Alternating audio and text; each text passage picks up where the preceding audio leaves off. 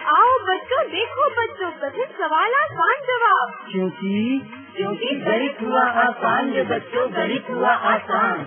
अंकों का है खेल निराला, जोड़ घटाओं ने क्या कर डाला। क्योंकि गणित हुआ आसान रे बच्चों, गणित हुआ आसान।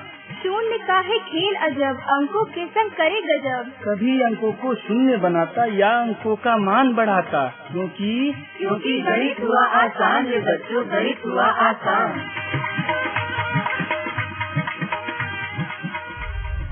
अलवर की आवाज 90.8 मेगाहर्ट्ज। गणित हुआ आसान के एक और अंक के साथ हाजिर हूँ मैं आपका मेजबान दोस्त अनुज पारिक। गणित हुआ आसान के आज के इस अंक में जानेंगे हम वर्ग के गुणधर्म के बारे में, और बताने के लिए साथ में है IIT इंजीनियरिंग कॉलेज की असिस्टेंट प्रोफेसर अर्चना शर्मा। तो आइए जानते हैं।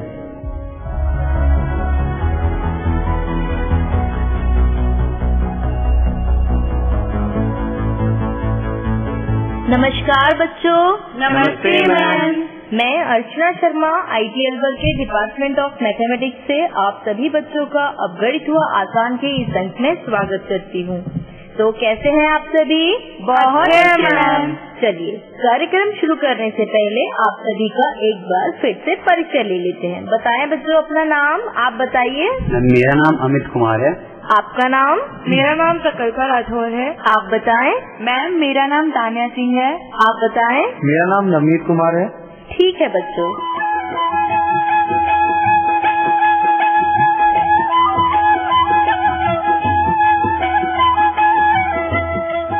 बच्चों जैसा कि आपको याद होगा, हमने अपने पिछले अंक में संख्याओं के वर्ग के विषय में चर्चा की थी। याद है आप सभी को? जी मैम।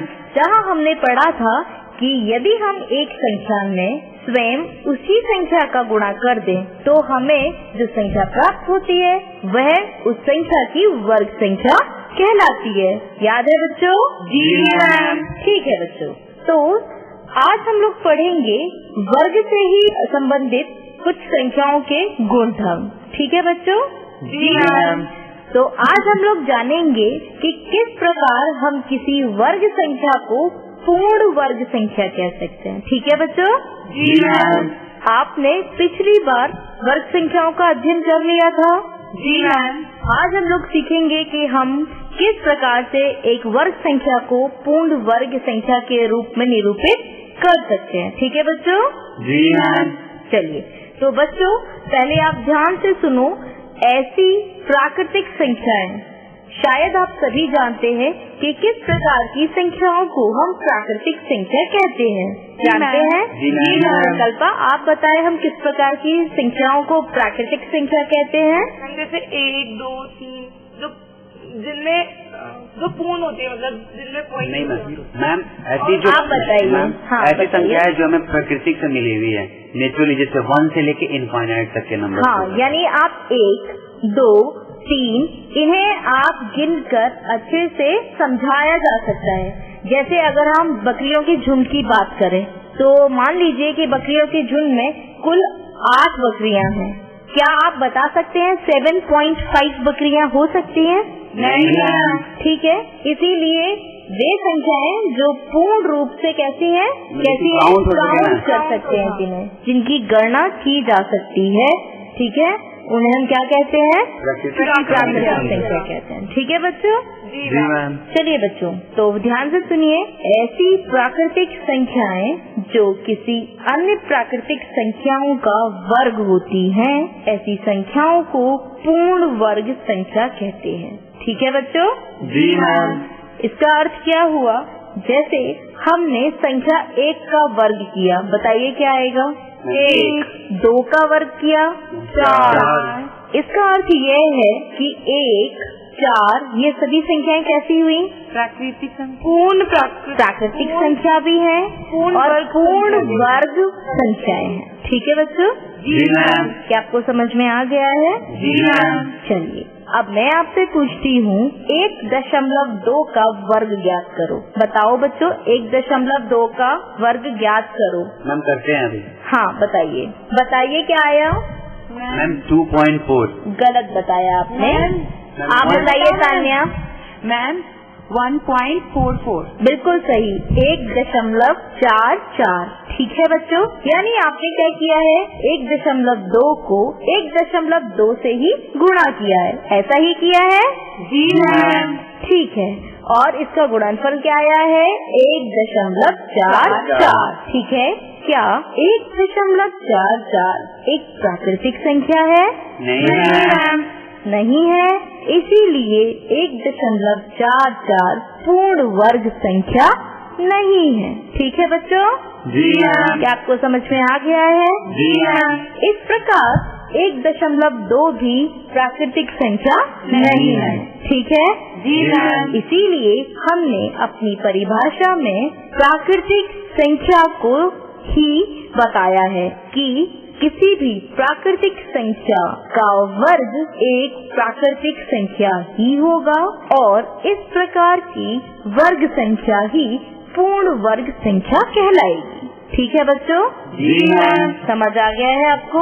जी मैम। चलिए, तो बताओ 144 एक पूर्ण वर्ग संख्या है या नहीं? प्रकल्पा आप बताएं। मैम ये है। किस प्रकार आप ये कह सकती हैं? अपने उत्तर की पुष्टि करो। मैम जब हम 12 गुणा 12 करते हैं तो हमारा उत्तर आता है 144। तो 12 भी एक प्राकृतिक संख्या है बिल्कुल और सही। 144 भी एक प्राकृतिक संख्या है। बिल्कुल सही, ये पूर्ण आपने वर्ग प्रकल्पा एकदम सही उत्तर दिया है।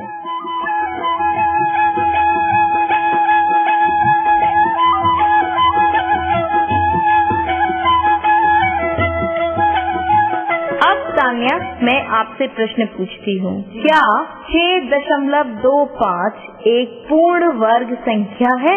मैम नहीं है। ऐसा क्यों? मैम 6.25 एक प्राकृतिक संख्या नहीं है, और अगर हम 2.5 को 2.5 से जब हम गुणा करेंगे तो हमें 6.25 मिलता है। बिल्कुल सही। लेकिन जो हमारा 2.5 होता है वो प्राकृतिक संख्या नहीं होता। नहीं है। और 6.25 प्राकृतिक संख्या नहीं है। नहीं है। इसलिए हमारे पूर्ण वर्ग संख्या नहीं है। बिल्कुल सही, बहुत सही उत्तर दिया तान्या आपने, बिल्कुल सही बताया।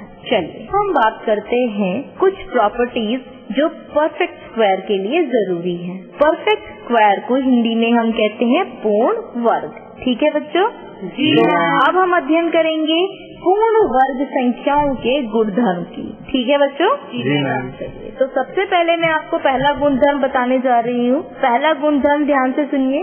वे संख्याएं जिनके अंत में 2, 3, 7, 8 आता है। फिर से मैं आपको बता रही हूँ, वे संख्याएं जिनके अंत में 2, 3, 7, 8 आता है। इसका अर्थ क्या है कि ऐसी संख्या है जिनका इकाई का अंक आप समझ रहे हैं? जी मैम। आपको पता है जब कोई संख्या बनेगी तो उसमें इकाई का अंक भी हो सकता है, दहाई का अंक भी होता है और सैकड़ा पे भी स्थान होता है। यानी इंग्लिश में हम कहते हैं 1 प्लेस पे कौन सा नंबर है, 10 प्लेस पे कौन सा नंबर है या 100 प्लेस पे कौन सा नंबर है। ठीक है बच्चों? जी मैम। इसीलिए मैं फिर से एक बार दोहराती हूँ कि वे संख्याएं जिनके अंत में यानी इकाई के स्थान पर 2 या 3 या 7 या 8 आता है, वे कभी भी पूर्ण वर्ग संख्या नहीं होती है। ठीक है? जी मैम। किंतु सारी संख्याओं के अंत में इकाई का अंक 1, 4, 5, 6, 9 या 0 है, तो भी यह जरूरी नहीं कि वे संख्याएं आपकी वर्ग संख्या ही हो। क्या आपको समझ में आ गया है पहला गुणधर्म, या मैं फिर से एक बार दोहरा दूं? बताइए। मैम एक बार और। ठीक है, चलिए तो एक बार फिर से मैं ये गुणधर्म दोहरा देती हूँ। वे संख्याएं जिनके अंत में 2, 3, 7, 8 इस प्रकार के अंक आते हैं इकाई के स्थान पर, तो वे संख्याएं कभी भी पूर्ण वर्ग संख्या नहीं होती। ठीक है बच्चों? जी मैम। किंतु सारी संख्याएं, जितनी भी संख्याएं हैं, अगर उनके अंत में इकाई के स्थान पर 1, 4, 5, 6, 9, 0 ये अंक आते हैं तो जरूरी नहीं है कि वे संख्याएं वर्ग संख्याएं ही हो। ठीक है। जी मैम। और इसके लिए आप उदाहरण ले सकते हो, जैसे कि 90। 90 की इकाई के स्थान पे क्या है? 0। 0 इकाई के स्थान पर है। जी मैम। और आप अच्छे से जानते हैं कि जो 90 है वह एक वर्ग संख्या नहीं है। ठीक है बच्चों। जी मैम। और भी उदाहरण आप बता सकते हैं, जैसे कि 10, 82। 82 के पीछे जो अंक अंत में अंक है वो क्या है? 2। 93, 3, 248, 94। ये सभी वे अंक हैं जिनकी इकाई के अंक पे 1, 4, 5। मैम 26 भी कोई जरूरी नहीं कि परफेक्ट हाँ, नंबर है। बिल्कुल सही। ये सभी वे नंबर्स हैं जो वर्ग संख्या नहीं है। ठीक है बच्चों। जी मैम। चलिए आप भी कोई 1-2 उदाहरण बता सकते हैं, बताइए कोई उदाहरण। मैम 44। मैम 15। मैम 72। हाँ मैम एक उदाहरण बताओ जिसके अंत में 8 हो। मैम 28। आप बताओ नवनीत। मैम 38। 38, बिल्कुल सही। चलिए बच्चों, चलो एक छोटी सी पहेली मैं आपसे पूछती हूँ। ठीक है। जी मैम। मैं हूँ अकेला, कोई नहीं साथी, शून्य नहीं हूँ पर तना तना सा, वर्ग भी कर लो वही रहूंगा। बोलो मेरा नाम। मैम एक। बिल्कुल सही बताया आपने। चलिए ऐसी संख्या कौन सी है? मैम 1।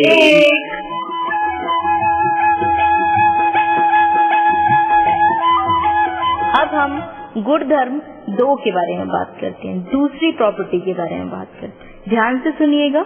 यदि एक संख्या के अंत में शून्यों की संख्या विषम हो तो इस प्रकार की संख्या पूर्ण वर्ग संख्या नहीं हो सकती। मैं एक बार फिर से आपको बता देती हूँ। यदि एक संख्या के अंत में शून्यों की संख्या, इसका अर्थ क्या है? जैसे मान लीजिए कोई संख्या है और उसके पीछे विषम का मतलब क्या है? ऑड, टोटल ऑड जीरोस हैं। ऑड जीरोस का मतलब मान लीजिए 3 0 या 5 0 या 7 0 या 9 0। अगर ऑड यानी शून्यों की संख्या विषम है तो इस प्रकार की कोई भी संख्या पूर्ण वर्ग संख्या नहीं हो सकती। ठीक है। जी मैम। मैं आपको पहले एक छोटा सा एग्जाम्पल बताती हूँ, जैसे कि 400। ठीक है बच्चों। जी मैम। आप सभी बहुत अच्छे से जानते हैं कि 400 एक वर्ग संख्या है। जी मैम। और किस संख्या का वर्ग है? 20 का। लेकिन 400 में शून्यों की संख्या कितनी है? मैम 2। 2 विषम संख्या है या सम संख्या है? सम संख्या है। ठीक है, सम संख्या है, इसीलिए वे एक पूर्ण वर्ग संख्या है। अब हम बात करेंगे किसकी? अब हम बात करेंगे 160 की। 160 में कुल शून्यों की संख्या कितनी है? 1 विषम संख्या है या सम संख्या है? विषम संख्या है। इसीलिए 160 कभी भी पूर्ण वर्ग संख्या नहीं हो सकता। समझ में आ गया बच्चों आपको? जी मैम। चलिए अब आपके लिए एक और प्रश्न है। 4000, बताएं इसमें शून्यों की संख्या कितनी है? 3। क्या 3 एक विषम संख्या है? जी मैम। तो आप बताइए गुण धर्म के अनुसार 4000 एक पूर्ण वर्ग संख्या होगी या नहीं? नहीं होगी मैम। क्योंकि शून्यों की संख्या कैसी है? विषम संख्या। बिल्कुल सही। अब आप बताइए 9 लाख बताएं जरा। मैम 5 होते हैं जीरो में। ठीक है, यानी शून्यों की जो संख्या है, नंबर ऑफ जीरोस जो है वो कितने हैं? 5। और 5 कैसा है? ऑड यानी कि विषम।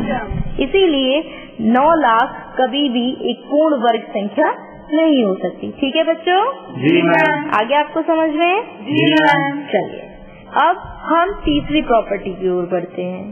यदि सम संख्या का वर्ग करें तो प्राप्त वर्ग संख्या सम ही होगी। फिर से सुन लीजिए। यदि हम सम संख्या का वर्ग करें, सम संख्या का अर्थ है, क्या अर्थ है सम संख्या का? वे संख्याएं जो 2 से विभाजित हो सकती हैं। ठीक है बच्चों, जिसे अंग्रेजी में हम इवन नंबर भी कहते हैं। ठीक है बच्चों? जी मैम। इसीलिए यदि सम संख्या का वर्ग करें तो प्राप्त जो गुणनफल होगा वो एक वर्ग संख्या होगी, और वो एक वर्ग संख्या जो होगी वो भी सम ही होगी, यानी इवन नंबर ही होगा। ठीक है बच्चों? जी मैम। उदाहरण के तौर पे 2 कैसी संख्या है तान्या? मैम सम संख्या। 2 का वर्ग करेंगे तो गुणनफल कितना आएगा? मैम 4। यानी 4 एक वर्ग संख्या हुई। जी मैम। तो 4 सम संख्या है या विषम? सम संख्या। इसीलिए 2 भी सम थी और 2 का वर्ग भी सम ही है, यानी 4। ठीक है बच्चों? जी मैम। चलिए नवनीत आप बताएं, 4 का वर्ग करिए। मैम 16। 4 कैसी संख्या है? मैम सम संख्या। 16 किस प्रकार का वर्ग संख्या है? मैम सम संख्या। बिल्कुल सही। 7 का वर्ग करो प्रकल्पा। मैम 49। 49। ठीक है प्रकल्पा, क्या 7 एक सम संख्या है? नहीं मैम, विषम संख्या है। और इसीलिए इसका जो गुणनफल है वो भी कैसा है? विषम है। ठीक है?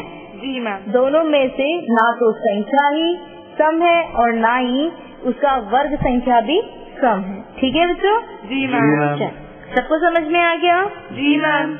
अच्छा बताइए जरा, 10 किस प्रकार की संख्या है? आप बताओ अमित। मैम सम संख्या है। तो 10 का वर्ग क्या होगा? मैम 100 होता है उसका वर्ग, और वो भी एक सम संख्या है। बिल्कुल सही कहा आपने। चलिए ठीक है, इस प्रकार से आप अपनी अपनी उत्तर पुस्तिका में कुछ कुछ संख्याओं का वर्ग करके खुद भी ये देख सकते हैं कि आप इस गुणधर्म की पुष्टि कर पा रहे हैं या नहीं। ठीक है बच्चों? जी मैम। ठीक है, अभ्यास के लिए जरूर करेंगे। जी मैम। ठीक है।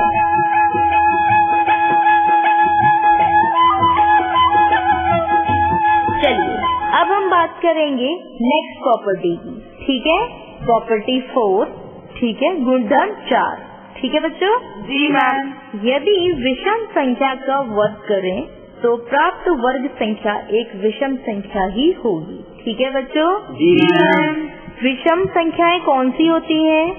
जो 2 से विभाजित नहीं हो पाए। बिल्कुल सही कहा आपने। ठीक है, जी मैम।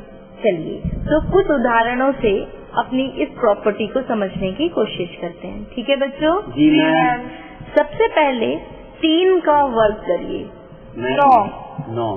3 किस प्रकार की संख्या है तान्या बताएं? मैम विषम संख्या। बिल्कुल। प्रकल्पा, 3 का वर्ग 9 आया है। 9 किस प्रकार की संख्या है? विषम संख्या है। इसका अर्थ यह है कि हर विषम संख्या का वर्ग एक विषम ही होगा। ठीक है बच्चों? जी मैम। चलिए आप मुझे बताएंगे, बहुत ध्यान से आपको समझना है, और फिर आप मुझे बताएंगे कि किस संख्या का वर्ग विषम संख्या होगा। मेरा प्रश्न है, मैं आपको कुछ संख्याएं अभी बताऊंगी, उन संख्याओं को आपको बताना है कि कौन कौन सी संख्याएं जिनके वर्ग विषम होंगे। ठीक है? जी मैम। पहली संख्या है 431। प्रकल्पा, आप बताने की कोशिश करें कि संख्या 431 का यदि वर्ग किया जाए तो वह वर्ग विषम होगा या सम होगा। मैं आपसे इसका उत्तर नहीं पूछ रही हूँ, मैं बस इतना जानना चाहती हूँ कि इस संख्या का 431 का यदि वर्ग किया जाए तो आने वाला जो गुणनफल है, जो वर्ग संख्या है, उसकी प्रकृति कैसी होगी, सम या विषम? मैम वो विषम होगा। ऐसा आप किस आधार पर कह सकते हैं? मैम क्योंकि 431 भी एक विषम संख्या है तो उसका वर्ग भी एक विषम संख्या ही। बहुत सही प्रकल्प, आपने बहुत अच्छे से बताया, बिल्कुल सही। चलिए अब अमित आप बताएं, 2826 यदि इस संख्या का वर्ग किया जाए तो प्राप्त वर्ग विषम होगा या सम होगा? बताएं। मैम सम होगा। क्यों आप ऐसा कहते हैं? क्योंकि मैम जो 26 है, 20,826 है, वो एक सम संख्या है। क्या आपने 2 से भाग करके देख लिया है? जी मैम। बिल्कुल सही। क्या वह 2 से पूर्ण रूप से विभाजित है? जी मैम। ठीक है, इसका अर्थ यह है कि हमारी गुणधर्म के अनुसार प्रत्येक सम संख्या का वर्ग भी एक सम संख्या ही होगी।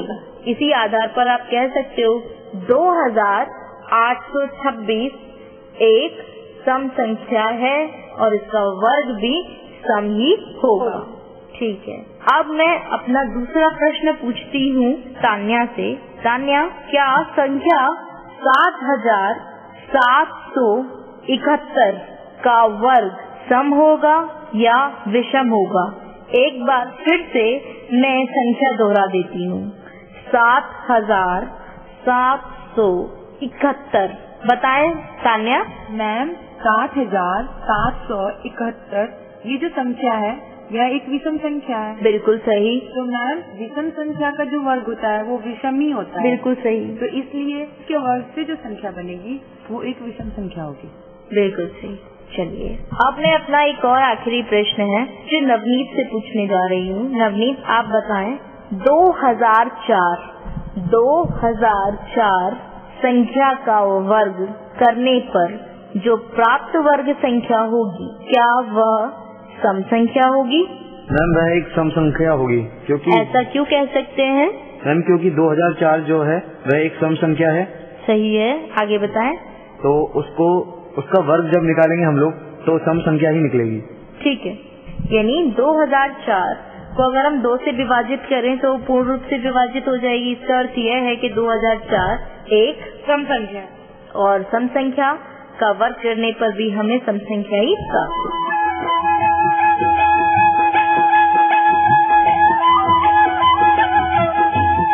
चलिए आगे प्रॉपर्टी की तरफ बढ़ते हैं। प्रॉपर्टी 5 पढ़ते हैं हम, ध्यान से सुनिएगा। एक परिमेय संख्या का वर्ग, एक परिमेय संख्या का वर्ग सदैव उसी परिमेय संख्या से छोटा होता है। ठीक है बच्चों? जी मैम। मैं एक बार फिर से आपको याद दिला देती हूँ, आपको पूर्णावृत्ति के तौर पर बता देती हूँ कि परिमेय संख्या कौन सी होती है। ऐसी संख्या परिमेय संख्या कहलाती है जिसे P/Q यानी कि P/Q के रूप में लिखा जा सकता है। P/Q के रूप में लिखा जा सकता है। ठीक है बच्चों? जी मैम। जहाँ P और Q दोनों ही पूर्णांक होंगे। पूर्णांक को हम लोग इंग्लिश में इंटीजर्स भी कहते हैं। पर सदैव स्मरण रहे कि जो Q है वो कभी भी 0 के बराबर नहीं होना चाहिए। हमेशा याद रखिए कि जो Q है वो कभी भी 0 के बराबर नहीं होना चाहिए। ठीक है बच्चों? जी मैम। ठीक है, यानी आप जिस नंबर को P/Q के रूप में निरूपित कर सकते हैं उस नंबर को हम परिमेय संख्या भी कह सकते हैं। ठीक है बच्चों? जी मैम। तो मैंने आपको क्या प्रॉपर्टी बताई है? एक परिमेय संख्या का वर्ग सदैव उस परिमेय संख्या से छोटा होता है। ठीक है बच्चों? जी मैम। चलिए, तो अब मुझे बताइए 2/3 2/3 2/3 का वर्ग क्या होगा? मैम 4/9। 4/9। आप मुझे बताओ क्या 4/9 2/3 से छोटा है? जी मैम, बिल्कुल छोटा है मैम, 2/3 से 4/9। बिल्कुल मैम? सही। हाँ बताएं। मैम कैसे छोटा है? देखिए, तो जैसा कि अभी तान्या ने पूछा कि 2/3 क्यों 4/9 से ज्यादा है या 4/9 2/3 से कम क्यों है? जी मैम। ठीक है बच्चों, यदि हम 2/3 को दशमलव रूप में निरूपित करें तो देखिए 2 को 3 से डिवाइड करेंगे तो हमारे पास इसका उत्तर 0.666 आएगा। ठीक है? जी मैम। यदि हम 4 को 9 से डिवाइड करेंगे तो हमारे पास जो उत्तर आएगा वो आएगा 0.444। तो आप यहाँ क्लियर देख सकते हैं कि 0.666 इज ग्रेटर देन 0.444। इसका अर्थ क्या है कि 0.66 यानी कि 2/3 4/9 से बड़ा है, क्योंकि 4/9 का जो उत्तर है दशमलव रूप में जो निरूपित किया है 0.44 है। समझ में आ गया आपको? जी मैम। चलिए देखिए, आपने यहाँ पर कुछ थोड़ा सा सोचिए। हर बार जब हम किसी नंबर का वर्ग कर रहे हैं, किसी भी संख्या का वर्ग कर रहे हैं, तो हमें हमेशा अधिक संख्या की प्राप्ति हो रही है। लेकिन जब हम परिमेय संख्या का वर्ग कर रहे हैं तो हमें हमेशा कैसी संख्या प्राप्त हो रही है? छोटी संख्या। याद रखेंगे? जी मैम। ठीक है बच्चों, चलिए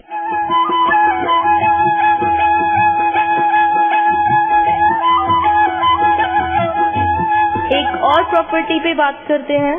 प्रत्येक प्राकृतिक संख्या n के लिए हमने अल्फाबेट लेटर से स्मॉल n लिया है, जो हमारी प्रत्येक प्राकृतिक संख्या को निरूपित करेगा। यानी स्मॉल n जो अल्फाबेटिक लेटर है n बराबर 1, 2, 3, 4 गिनतियाँ। इस तरीके से आप सारी गिनतियाँ ले सकते हो। ठीक है बच्चों?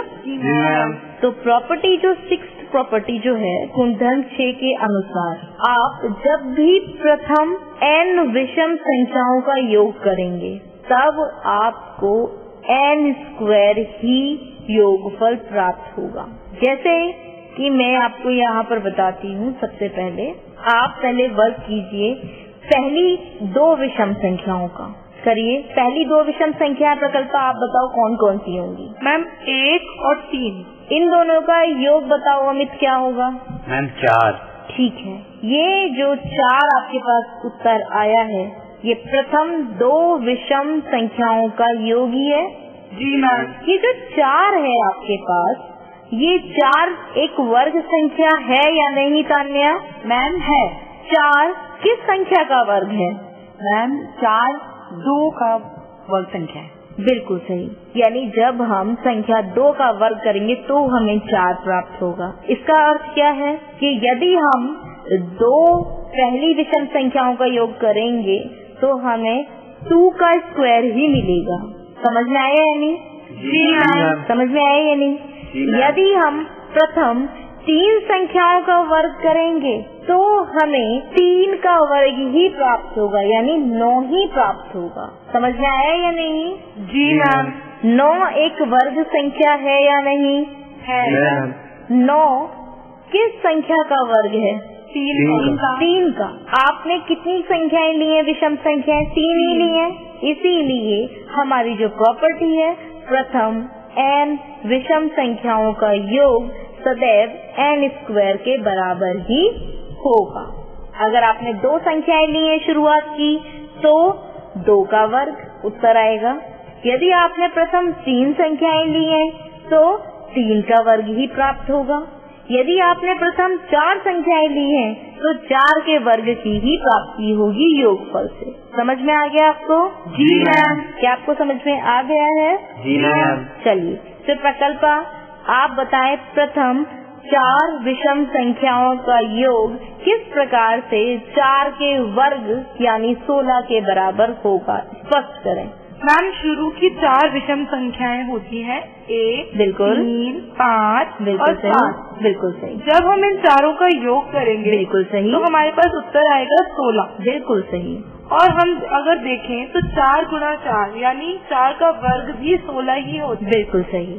इसीलिए हमारे इस गुणधर्म की पुष्टि आसानी से हो सकती है कि प्रथम n विषम संख्याओं का योग सदैव n स्क्वायर ही होगा। ठीक है बच्चों? जी मैम। तो बच्चों, आज हम लोगों ने बात की कि किस प्रकार हम किसी संख्या को पूर्ण वर्ग संख्या कह सकते हैं और आगे चर्चा की पूर्ण वर्ग संख्याओं की कौन कौन सी प्रॉपर्टीज होती है। ठीक है बच्चों?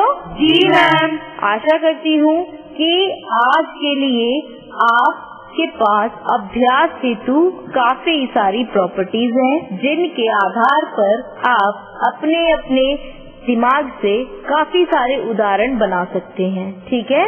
जी मैम। चलिए, आज के लिए इतना ही। अगले अंक में फिर से आपसे नए टॉपिक के साथ बात करेंगे। तब तक के लिए नमस्कार। नमस्ते मैम। गणित हुआ आसान के आज के इस अंक में आपने जाना वर्ग के गुणधर्म के बारे में। जानकारी दे रही थी IIT इंजीनियरिंग कॉलेज की असिस्टेंट प्रोफेसर अर्चना शर्मा। उम्मीद है आपको ये प्रोग्राम जरूर पसंद आया होगा और कुछ न कुछ सीखा होगा। यह प्रोग्राम भारत सरकार के विज्ञान एवं प्रौद्योगिकी विभाग द्वारा उत्प्रेरित एवं समर्थित किया गया। आपको ये प्रोग्राम कैसा लगा, इसकी प्रतिक्रिया देने के लिए हमारा पता है कम्युनिटी रेडियो स्टेशन अलवर की आवाज 90.8 megahertz, IIT group of institution, north extension MIA Alwar Rajasthan. हमारे फोन नंबर है 9587908908 और दूसरा नंबर है 014451211190। आप चाहे तो हमें ईमेल भी कर सकते हैं। हमारा ईमेल ID है radioalwar@gmail.com। साथ ही आप इस प्रोग्राम को इंटरनेट के माध्यम से भी सुन सकते हैं। इंटरनेट पर सुनने के लिए लॉगिन करना होगा www.itestradiolive.com। इसी के साथ आपके मेजबान दोस्त अनुज पारिक को दीजिए इजाजत। नमस्कार। आओ बच्चों, देखो बच्चों, कठिन सवाल आसान जवाब। क्योंकि गणित हुआ आसान रे बच्चों, गणित हुआ आसान। अंकों का है खेल निराला, जोड़ घटाओं ने क्या कर डाला। क्योंकि गणित हुआ आसान रे बच्चों, गणित हुआ आसान। शून्य का है खेल अजब, अंकों के संग करे गजब। सभी अंकों को शून्य बनाता या अंकों का मान बढ़ाता। क्योंकि गणित हुआ आसान रे बच्चों, गणित हुआ आसान।